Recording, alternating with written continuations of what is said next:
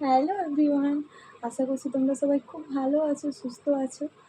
আর আজকের সকালটা আমার কীভাবে কেটেছে না কেটেছে সবটাই আজকে ব্লগে তোমাদেরকে শেয়ার করব। আর আজকে উইক অফ ডেটা আমার এইভাবেই কাটে মোস্টলি। আর উইকে তো একদিনই ছুটি থাকে, তো কিভাবে আজকে ছুটির দিনে আমি কি করি না করি সবটাই আজকে তোমাদেরকে তুলে ধরবো। ঠিক আছে, ভালো লাগলে অবশ্যই একটা লাইক করে কমেন্ট করে জানিও। আর নেক্সট তোমাদের কেমন ধরনের ভিডিও তোমরা দেখতে চাও সেটাও অবশ্য তোমরা জানিও। ঠিক আছে, ততক্ষণের জন্য চলো তাহলে দেরি না করে দেখে নেওয়া।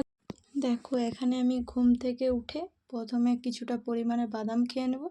তারপরে আজকে ভাত ছিল রাতে, তো সেটাই আজকে ডিম দিয়ে ফ্রাই করেছি, এটাই আজকে ব্রেকফাস্টে খেয়ে নিলাম। সকালটা আমার এইভাবেই কেটে গেছে। তারপর দেখো, এতগুলো কাপড় ছিল, এগুলো সব আজকে ধোবো। কারণ আজকে তো ছুটির দিন, তো আজকে তো ধুতেই হবে, নয়তো এতগুলো জমে গেছে আর কি বলবো।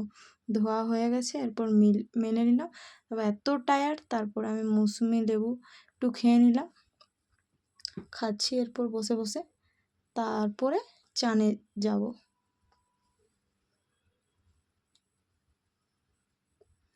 তো দেখো, আমি চান করে চলেও এসেছি।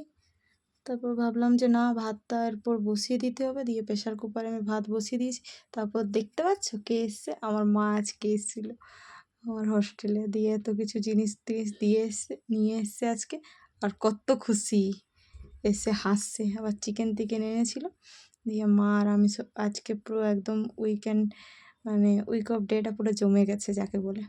তো এখানে খেতে বসে গেছি, স্যালাড বানিয়ে নিলাম আর ভাত, আর কি চাই বলো।